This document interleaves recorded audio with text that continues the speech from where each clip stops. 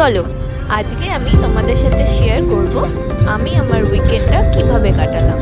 তো দিনটা ছিল সানডে, আর যথারীতি রবিবার মানেই আমাদের কোথাও না কোথাও ঘুরতে তো যেতেই হবে। সারা সপ্তাহ কাজের পরই একটা দিন ঘুরতে না বেরোলে যেন মনটা ভালো লাগে না।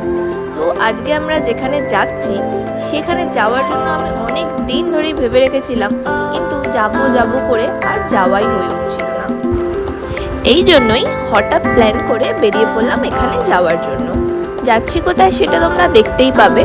আপাতত এই রাস্তার ভিউ আর এনভায়রনমেন্টটা এনজয় করতে করতে আমরা একটা লং ড্রাইভে যাচ্ছি।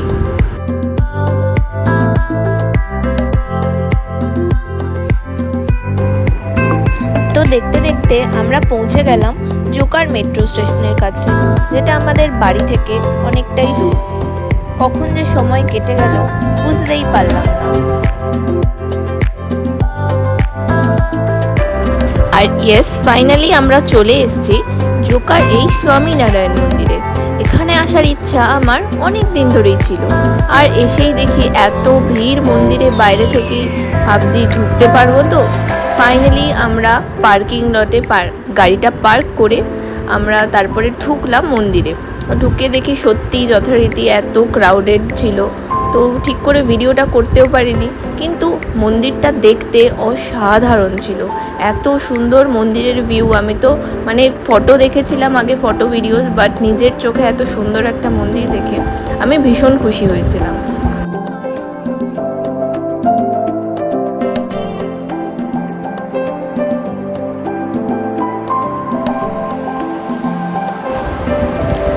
দিনটা যেহেতু ছিল সানডে, তো ভিড়টা একটু বেশিই ছিল।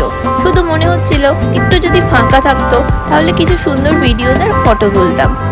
তো তারপরে আমরা মন্দিরের ভিতরে গিয়ে সন্ধ্যা আরতি দেখলাম এবং কিছুক্ষণ নিজেদের মতো সময় কাটালাম।